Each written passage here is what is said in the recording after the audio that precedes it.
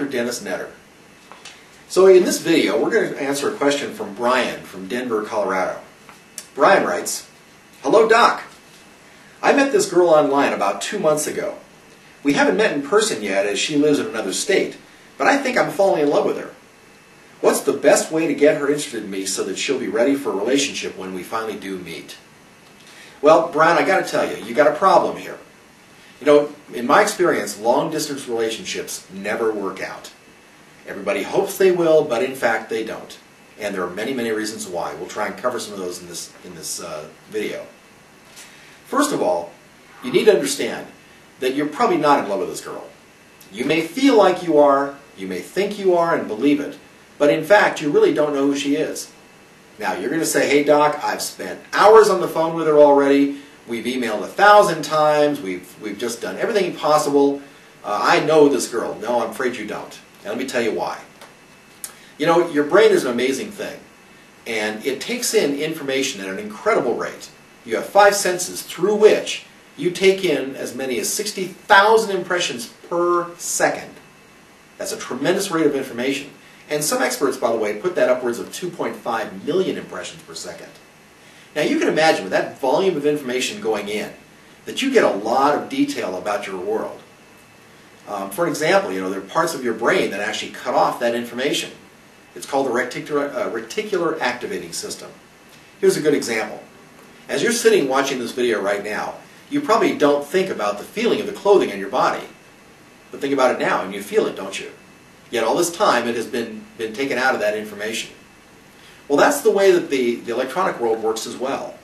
You may have talked to this girl many times on the phone, via email, via instant messaging, and all this other things. So imagine that you're getting some information that way, but not only is she able to craft an answer to you that fits what she thinks you want, because she has lots of time to do it, but more importantly, you're missing so much information. You're missing the subtle curl of her lip, or a weird nod of her head, or maybe a look in her face that tells you she doesn't believe what you're saying or doesn't accept what you're saying. All of this information goes in to create an overall picture of a person, and is included with how you feel about that person. Now, it doesn't change the amount of information you're getting in at that instant. You're still taking in that tremendous rate of information. So if you're not getting those signals, then what exactly is being filled in? Well, guess what? Your mind is filling it in with your dreams, your goals, your desires, your wants, your wishes. It's filling in for you the gaps that you don't otherwise have because you're not able to see the person belly to belly. Now, I've heard of people who actually meet on the internet and fall in love, and then actually spend a year or 2 years getting to know that person only to find out, well, they really weren't the person they thought they were originally. And they were disappointed. Of course, they blame the person, when in fact it's their own fault. If you're going to meet somebody via the internet, you have to be very careful and work to get to that first meeting right up front. That way you don't develop those strange or those wrong impressions of the person initially that you then meet and then eventually have to overcome. Much more difficult to do it later than it is at first. But let's talk about the long-distance relationship problem. You know, relationships are complicated enough. There are lots of dynamics that go into them. If you try and hold a relationship long distance, you're just simply compounding those problems.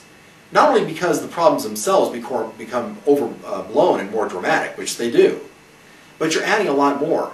For example, when things that are important that happen in your life occur, she can't be there to be with you and enjoy those. You might be able to do it over phone or via email, but it doesn't have the same impact. If she has an emergency in her life, you can't be there to help her or to deal with her, or to deal with her emotions. Those are important considerations, and those are all part of building a relationship. And the worst part about it is the fact that here you are in a relationship with somebody, you're committed to them, so now you can't find somebody who's local you could have a real relationship with. I'll tell you, the internet is a great way to meet lots and lots of people, but it's also a way to waste a tremendous amount of resources. You know, meeting people in person just isn't that tough. In fact, it's a lot of fun when you learn how. If you don't know how to do it, go to my website. There's a tremendous wealth of information there on how to meet people, where to find great women. It's all there. Just go pick it up. Once you then get those things under your belt, you'll understand that, hey, you're always on the hunt. You're always meeting new people, and everybody becomes a potential prospect or somebody to consider for a relationship, or whatever your goal is, by the way. again, so the point is, if you're going to use the internet, get to a meeting early as possible. Make sure it's not long distance. You need to be in the local area, and start building those impressions right away so you actually have a good understanding of the person that you are falling in love with.